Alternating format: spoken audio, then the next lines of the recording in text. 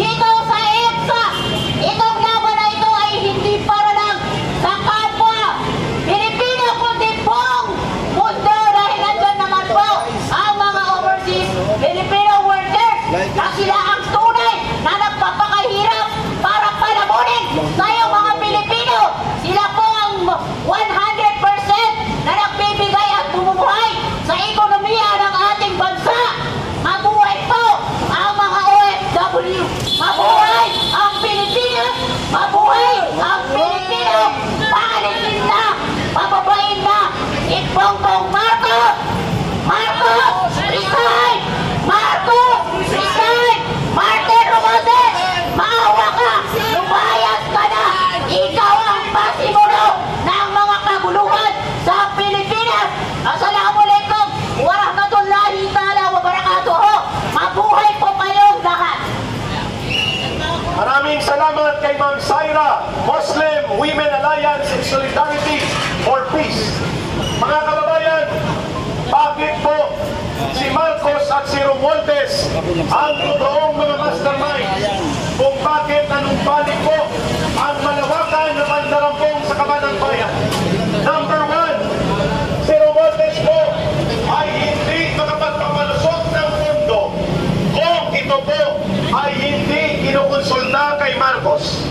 Ang anumang mga congressional exertion, ang anumang pandaraya at pangsindikato sa budget, lahat ng ito po ay walang patutunguhan at hindi magiging batas kung hindi pinirmahan ni Marcos na maging General Appropriations Act. Ibig sabihin po, mga kababayan, malinaw na ang layunin po ni Martin Romualdez at nila Saldico at ang mga sindikato na nandyan po sa DPWH at ang mga sindikato na nandyan po sa ating mga kontraktor na kasabwat din ng mga politiko, lahat ng ito alam ni Ginoong Marcos kung bakit nagkakaroon po ng pandarambong sa Kabanang Bayan. Mga kababayan, pundo po yan ng mga mamamayan.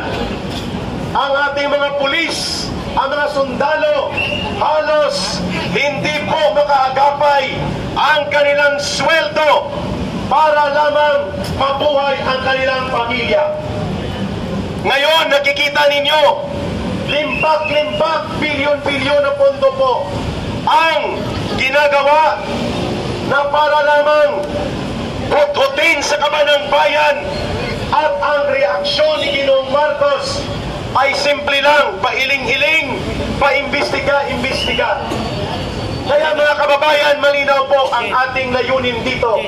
Magpahayag ng mapayapa ang taong bayan at nang sa ganun po, magkaroon ng malinaw na paninindigan upang ipaabot sa taong bayan na hindi tayo pwedeng manahimik.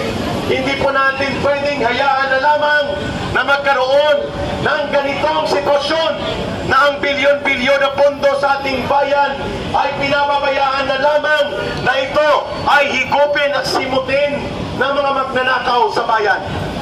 Halimbawa po, mga kababayan, saan ka nakakita na ultimo assistant district engineer sa Bulacan ay kaya-kaya niyang magpatalo ng bilyones na pondo ng ating bayan sa sugal sa kasino? At ngayon, to the rescue pa si Martin Romualdez at pati si Tito Soto, itinago na nila at pinalusot na itong si Bryce Sindicato Hernandez. Ito po ay na-cite in contempt at dapat na sa custody ng Senado. Malinaw po ang pakikipagsabwatan kung bakit nila tinanggal si Senate President Escudero at ang mga majority ng mga senador na naka-align sa Duterte line of political alliance. Bakit? Sapagkat gusto kontrolin ni Marcos at nila Romualdez ang Senado para ito ay hindi maging instrumento sa pagbubunyag ng mga mamamayan laban dito sa nagaganap na kasindikatuhan ng pandarambo. Alam niyo po ba na si Sandro Marcos, ang anak ni Marcos, ay nandun mismo sa Senado sa panahon na nagkakaroon ng gapangan at maniobra upang patanggalin si Escudero. Walang hiya ang ganitong uri ng kanilang ginagawa. Pinalpalasubas nila at tudod-todo nilang pastangan ang mga taong bayan, samantalang makikita natin ang paghihikahus ng bawat mamamayang Pilipino, samantalang si Marcos at ang kanyang pamilya ni isang dangkal na